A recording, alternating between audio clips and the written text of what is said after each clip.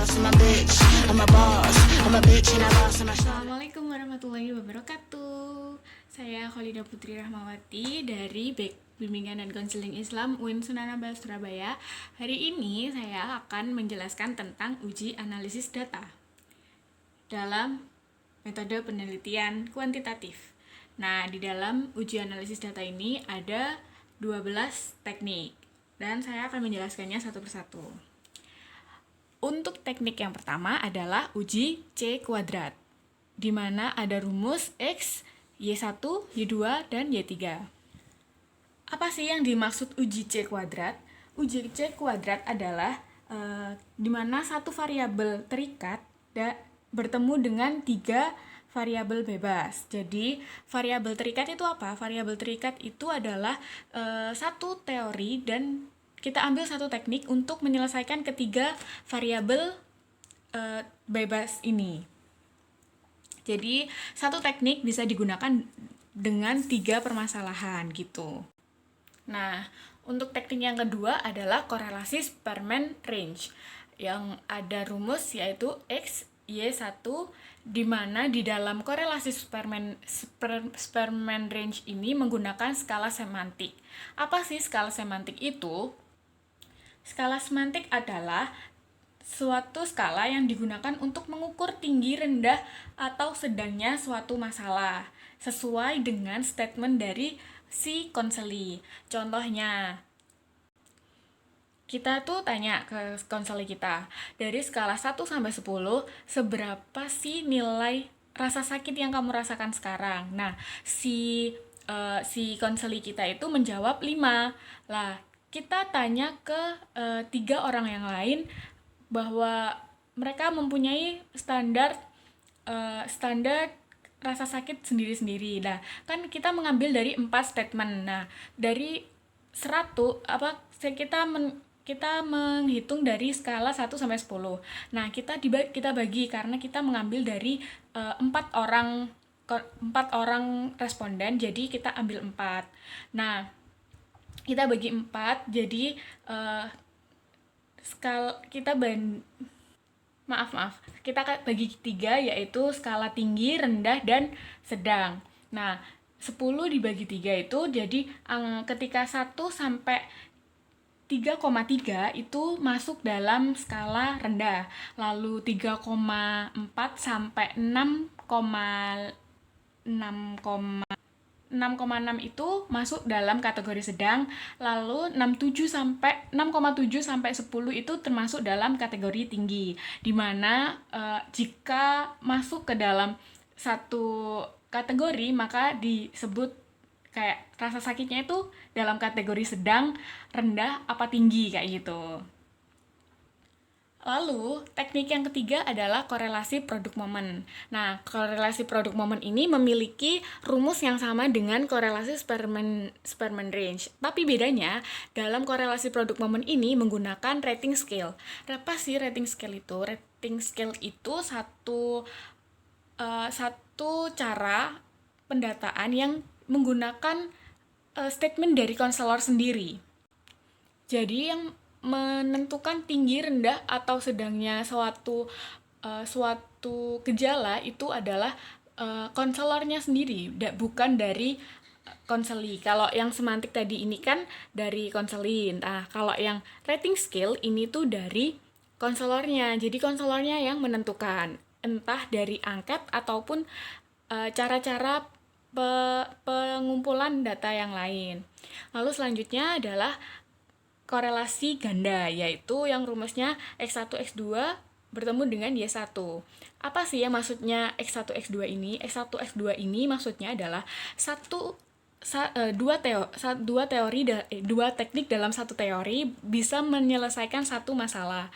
Nah, contohnya, saya mengambil teknik flooding dan desensitisasi sistematis dari teori behaviorisme untuk mengatasi ketakutan pada tempat yang tinggi pada seseorang. Nah, itu kan satu teori, 2 teknik yang bisa menyelesaikan satu masalah. Lalu ke teknik kelima, yaitu teknik regresi ganda, di mana rumusnya adalah X1, X2 bertemu dengan Y1. Bedanya dengan korelasi ganda yang tadi adalah di X1, X2-nya ini menggunakan teori yang berbeda. Kalau tadi kan sama-sama dari satu teori yang sama. Nah, kalau pakai regresi ganda ini bisa X1, X2-nya ini dari teori yang berbeda dan tentunya teknik yang berbeda, tetapi dapat menyelesaikan satu masalah yang sama. Begitu. Nah, setelah teknik regresi ganda ini, selanjutnya adalah teknik linear sederhana. Apa sih linear sederhana itu?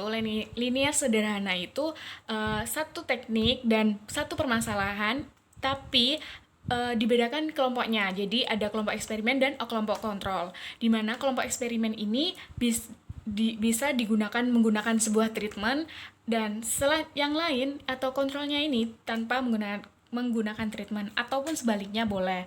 Yang penting adalah salah satu di antara mereka berdua ini diberi treatment dan satunya tidak. Jadi kayak lebih efektif mana sih, yang pakai treatment atau yang nggak pakai treatment gitu.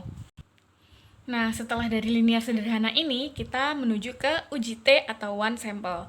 Di one sample ini ada rumus X1, Y1, X2, Y2. Apa sih maksudnya itu?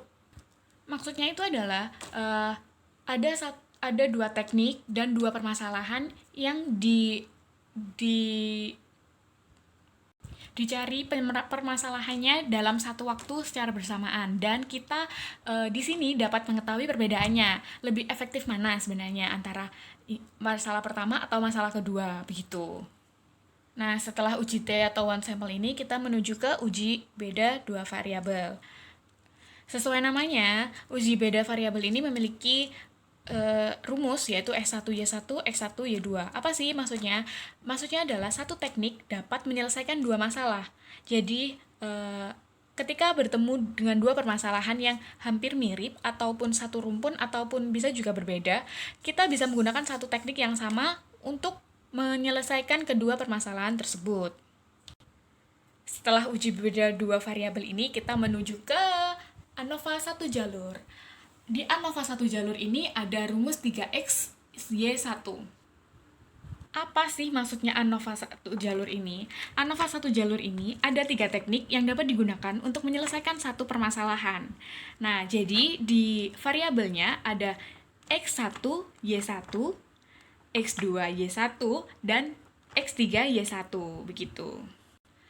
Lalu selain ANOVA satu jalur, ada juga ANOVA 2 jalur. Nah, di ANOVA 2 jalur ini ada dua teknik yang berbeda dan dua permasalahan yang hampir serumpun. Mereka diuji cobakan secara bersamaan, dan kita mencari keefektifan mana yang lebih efektif untuk menyelesaikan suatu masalah. Jadi, mungkin saja lebih cepat, lebih efektif X1 untuk menyelesaikan Y1 daripada X2 menyelesaikan Y2, ataupun sebaliknya juga bisa begitu. Jadi, ANOVA 2 jalur ini tujuannya adalah mengetahui keefektifan suatu teknik pada dua permasalahan yang sama. Dua teknik dan dua permasalahan yang sama maksudnya. Setelah teknik yang ke-10, kita menuju ke Wilcoxon. Apa sih Wilcoxon ini? Wilcoxon ini digunakan pada saat data berdistribusi normal. Nah, maksud dari data berdistribusi normal itu apa? Data berdistribusi normal itu apabila kelompok eksperimen dan kelompok kontrol berjumlah sama. Kayak umpamanya Y1 kelompok eksperimennya berjumlah 10 orang. Lalu kalau dalam Wilcoxon ini harus kelompok kontrolnya juga 10 orang. Berbeda jika kelompok eksperimen dan kontrolnya berbeda, itu berjumlah berbeda, maka disebut dengan mean Whitney. Nah, contohnya itu kayak kelompok eksperimennya 20, terus nanti kelompok kontrolnya 25. Lah, itu masuk ke Whitney. Nah, sekian perjalanan dari saya, kurang lebihnya minta maaf. Wassalamualaikum warahmatullahi wabarakatuh.